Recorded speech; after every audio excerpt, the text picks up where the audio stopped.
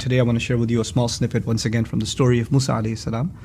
What happens is Musa alayhi salam is discovered by these two girls who he helps, and he's invited back to the house to be paid for his services. And he comes to the house and tells his entire story about how he's fled Egypt and that he was wanted for murder there, and he's completely homeless and desperate. And these girls are listening from the other side of the room, and one of them calls their dad and tells him something. And this is recorded in the Quran, so it's significant. She calls her dad over and she says, Ya abati ista'jirhu. My beloved father, hire him. Amazing. This old man has 2 daughters, but he doesn't have any sons. Obviously, that's why he has to send these girls out to do the work. The girl knows that if he's going to hire him, then he's going to have to work around these 2 unmarried girls, which is going to create an awkward situation. So she knows in between the lines that if he's going to be hired, then chances are one of us is going to get married to him. And since she's the one suggesting it, chances are the father understands her code that, Dad, I think it's a good guy for me to marry. Now, one of the first things you learn here is that this girl has the confidence to suggest someone for her own marriage to her father. There's nothing wrong with the daughter suggesting to her father that I'm interested in someone for marriage. Epic thing that comes out of this. There's nothing harmful in that. There's nothing shameless about that. The second thing that comes out of this is that actually fathers need to understand code. Our daughters are shy. She did walk over shyly. They're not necessarily going to explicitly come out and say, Dad, come on, look at him. He's amazing. I love this guy. Can I just marry him? She's not going to say that. She's going to say, hire him. Then the third is that she knows that this is a delicate matter, so she breaks it to her father, not just ista'jirhu, hire him, but actually, ya abati ista'jirhu, my beloved father. She doesn't just say dad, she says my beloved father. That's at-ta tushir al-hubb wal-takrim. The ta in abati is for love and for dignifying. Dad, I love you and I respect you so much. Hire him. That's what she does. She softens her dad up when she says this. And of course, she made a case for why you should hire him. Inna khayra man ista'jarta al-qawiyyu al-amin. The best kind of person you can hire is the strong, the honest. And even those 2 phrases are amazing, because in Arabic you say someone strong and someone honest, but she says the strong, the honest. And by using the, she's actually saying, I'm not interested in just any strong one or any honest one. Actually, I never seen a stronger dude than him. And I had never seen somebody more honest than him. That's so honest that he came here and told us all about his rap sheet and how bad he's doing. Another incredible lesson that comes from the same exact ayat is in fact that Musa alayhi salam got proposed to by a girl who knows that he's homeless and wanted for murder and completely desperate. And dude, okay, you can't get married and you're like, your resume is not impressive enough. Musa alayhi salam's resume does not look impressive, bro.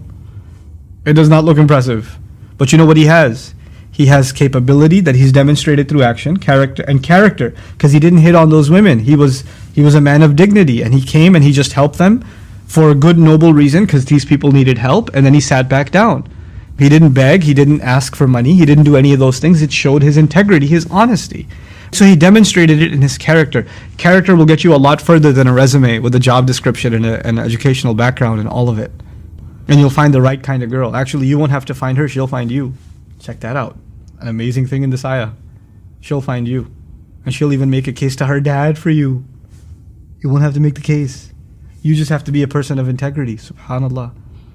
One lesson after the other, after the other, after the other, just embedded inside. But then, one of my favorite lessons in this ayah is actually the father is so wise, and he's so, a man of old age.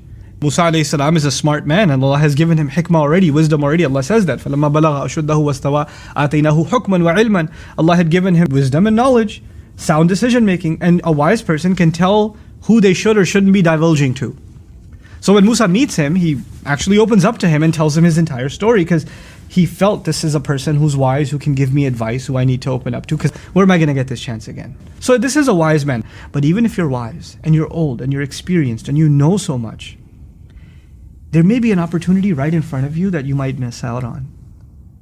And it might be that your daughter, who's much younger than you, much less experienced than you, has much less wisdom than you, might present to you a case and might make you aware of a chance, an opportunity, a solution for your family that might have just passed you by. Just because you're older and you're wiser and you know more and you have more experience doesn't mean that you've considered everything. You're still human and you still might be in need of suggestion or advice. And just because someone younger, especially someone under your own roof, your own child, is giving you a suggestion is no reason to dismiss it. We should consider that advice. There's advice in this ayah for young people, for daughters. There's advice in this ayah for parents. There's advice in this ayah for a man looking to get married. And all of it just in dad, just hire him. Just in that phrase, dad, hire him.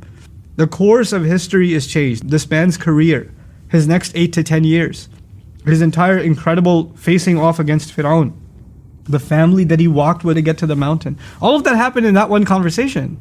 That's how that happened, because she made that suggestion. So don't underestimate the value of a good suggestion, and don't underestimate when you miss out on good advice out of pride. I just won't listen to this advice because it's coming from you. Because how can I, someone older, someone wiser, listen to you? You should be the one listening to me. If that pride gets in the way, then you might miss out on some incredible goodness that comes after. Can you imagine all the good that Musa alayhi salam does after? Because of having gone through those years that were part of his formative years, that marriage, that shepherding, that shelter that he was provided, all the good that he did. And in fact, every time we recite his name, you know who gets a share? That father who made the decision to let his daughter get married.